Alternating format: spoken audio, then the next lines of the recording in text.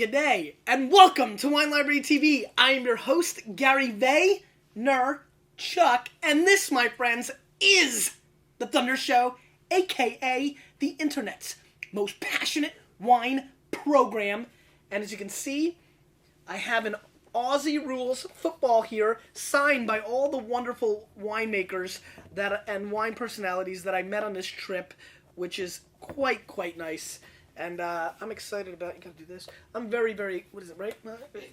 Very excited about this. And I will put this here very often when I do Australian shows. And sorry about this, it's Monday. I thought I'd have a show up for you yesterday on Monday, but we're doing a Tuesday show. We got a little carried away, a lot to get done. And I'm very excited about the subject matter that I'm covering today, because it's something I became very passionate about in Australia.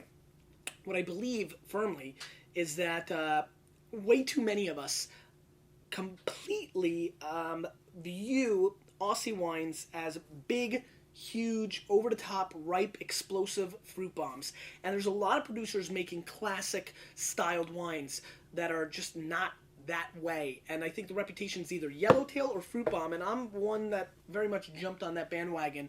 But I thought today would be a great job and a great opportunity, an exciting opportunity to talk about wines that are a little bit more classic, a little bit more balanced, and a little bit more true to what so much of Australia is about and has not been talked about. So we have three wines here today that are a little bit more classic. And before we do that, we're going to do some shout-outs, because that's how we roll. Big shout-out to Adam Junkins, big fan from PA.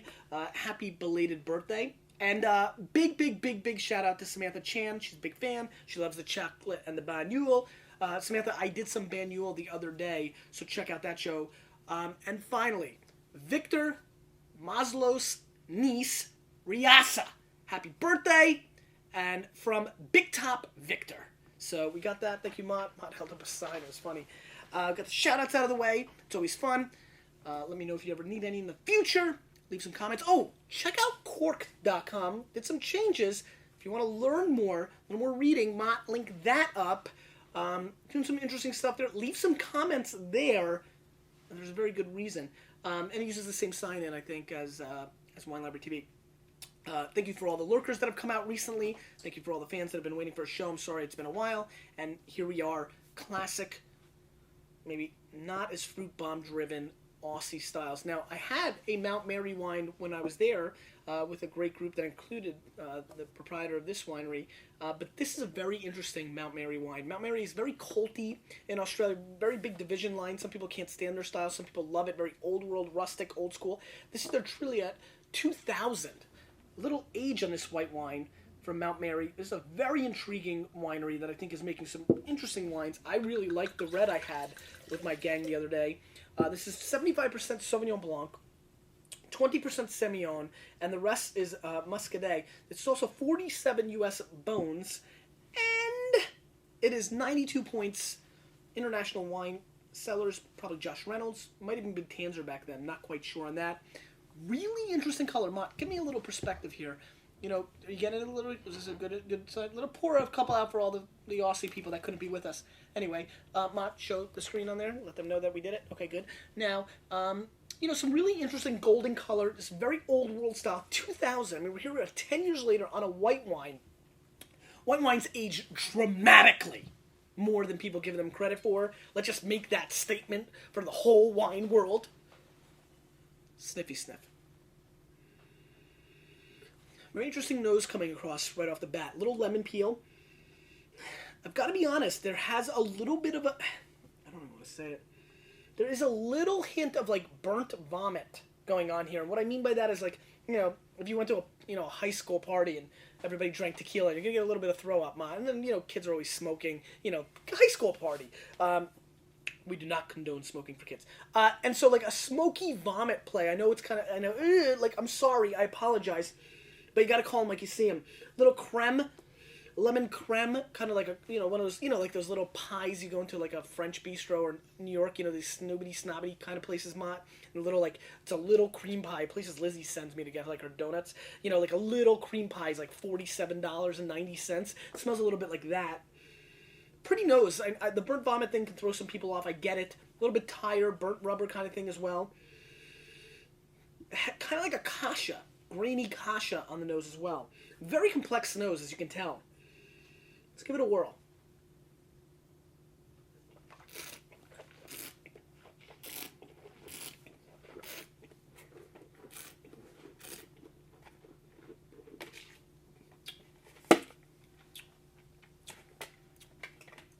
First thing I get is a little hint of asparagus, some disjointed lemon flavors. I don't know what that means, but that made me think of like lemons that are kind of like, you know, when they get brownish, you know, but they're still yellow too. You're like, oh, what do I do with this? I don't know. Cut it up, put it in my tea. I don't want to look at it.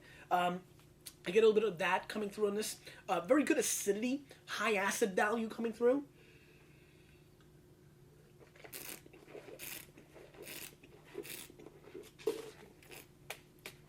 Very functified, which is fine.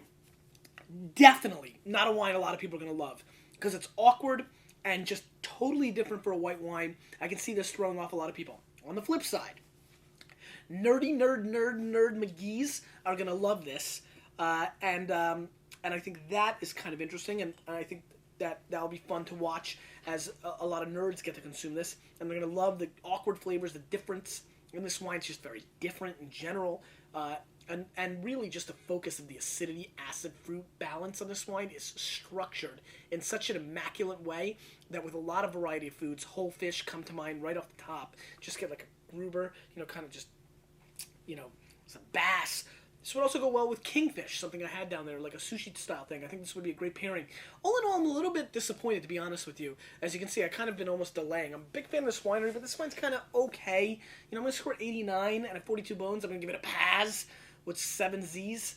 But definitely, you know, if you're really balling and you can afford this price range just to learn, it is a learning experience. This kind of almost does remind me of school. Like, I get it, but not for me. By the way, quick little link up. 2 huge events at Wine Library. You know, I don't use this platform to talk about a lot of the retail stuff, but I would be remiss to not tell you about Thursday's offer of the Chardonnay thing. Make sure you're on Wine Library's email service. Mott, link that up. And Friday on Cinderella Wine. It's going to be sick. I've been working for 4 months. Mott, link that up. Just had to. Let's move on. Now, this is very exciting for me because Michael Hill Smith joined me for dinner. Let's see if we can find Michael Hill Smith's signature here. Sorry as I stall. I appreciate you guys sticking with me. Michael Hill Smith. Michael, you found him? Yep. Look, that was unbelievable. It was right there. So there we go. Michael Hill Smith. And he's a wonderful man. Master of wine, Mott. And was super humble. Could you imagine if I was a master of wine? I'd be the biggest douchebag ever. But he was massively respectful, great guy. We had an amazingly interesting conversation, and I just absolutely adored him. Shaw and Smith, 2006, Shiraz from Adelaide. Shaw and Smith was established in 1989 by cousins Martin Shaw and Michael Hill Smith. Michael was just an outstandingly awesome gentleman. It was an epic night. We had 4 hours worth of great discussion with a bunch of other guys. He's a fantastic guy, makes world-class wine. Everybody agrees that this guy has the chops. His Sauvignon Blanc was one of my favorite wines of all time. So really, really interesting. And I'm excited about trying this wine and seeing what kind of thunder it brings. That being said, as much as I love him and his gorgeous bald head, I will rate this wine a 5 if it sucks. I will rate it as low as possible if it doesn't bring it. Let's give it a whirl. Smell how crazy aromatic this is. So right off the bat, the first thing that you pick up is the fruit is just bombastic on the nose, but not that over-the-top hedonistic heat on the nose. It's just very clean cherry, strawberry flavors with a little bit of like pepper even on the nose. Mott? Yeah, there's something else there too. Couldn't put my finger on it. Pickles? It's kind of like, I get this kind of like pickle, like hot pepper. That's really pretty. I like this nose a lot. Very dark, great dark chocolate on the nose coming through as well. Pretty. Very, yeah, there's a spiciness. Almost like Tabasco sauce or pepper or pickle. Just there's a spicy nature to there's a spicy nature to this wine. Let's give it a whirl.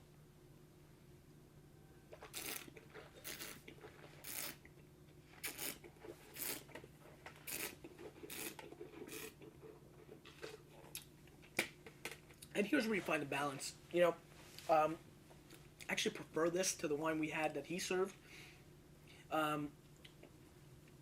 Very, very balanced. Great vanilla action on the back end. Beautiful, beautiful length of blueberries and blackberries, dark fruit coming through, which is very sexy. You get a little chocolate shavings on the mid palate, and the connection from the mid palate to the finish is quite impressive here. You really go straight line, and I appreciate that from this wine. It's very well made and very fresh. Now, he's such an awesome guy. I'm like pissed right now. I'm like, be fair, be fair. I know you love him. Be fair, be fair. I know he looks like Kojak. Be fair, be fair. I know Mr. Clean. Be fair, be fair. You know, I gotta be fair. The wine is really well made, and it upsets me to know that we live in a cynical world, that some of you are going to be like, you became friends with him, you're just going to give him a big shout out. This is a very, very good wine. Very balanced, and the kind of wine that I really feel most people need to try to understand where Australian wines are at this point. 28 bones, 91 point Spectator, very fair price for 28 bones. And this is not the Shiraz that you've been sold to believe in. This is not your Molly Dukers. You know, this is not your over-the-top, run-out creeks. But that style has its day, and I'm into that. But this is a balanced food play, and I like it. Great with lamb.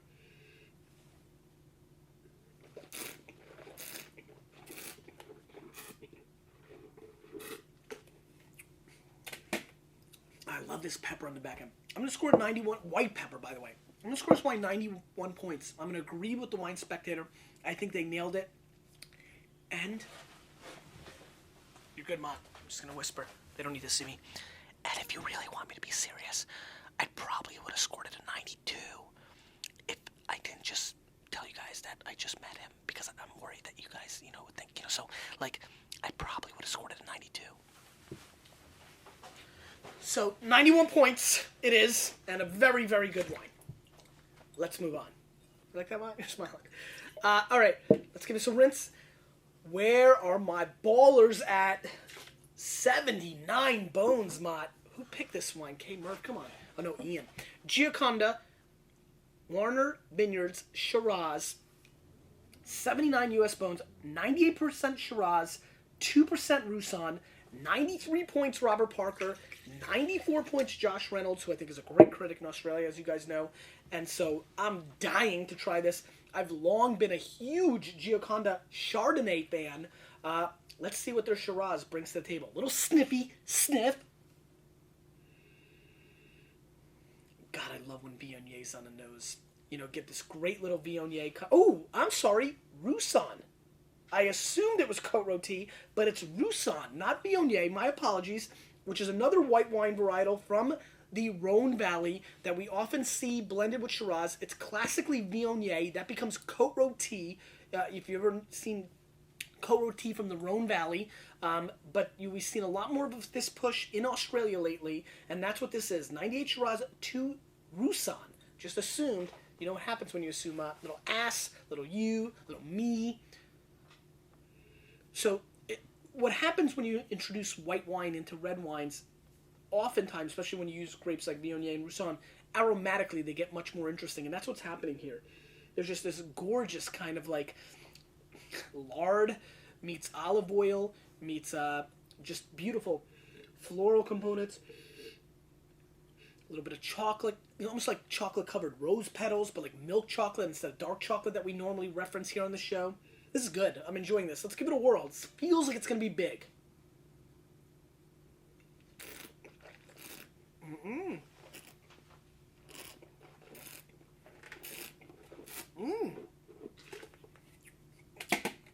I've got a hand... Okay, first of all, I'm shocked at the big scores here, because it's pretty vegetal. There's some green components here. I taste cabbage and green peppers, but they're blended beautifully. I mean, perfectly with mulberry and blackcurrant jam. Just a very interesting style. I've rarely tasted a wine this smooth and this flavorful that was this medium to full-bodied. This is not the biggest bombastic wine. I thought this was so huge because it attacked with so much flavor, and the mouthfeel is elegant. I mean, just smooth. I mean, if you have somebody in your life that has really smooth skin, you know what I mean. This on the palate is silky, silk.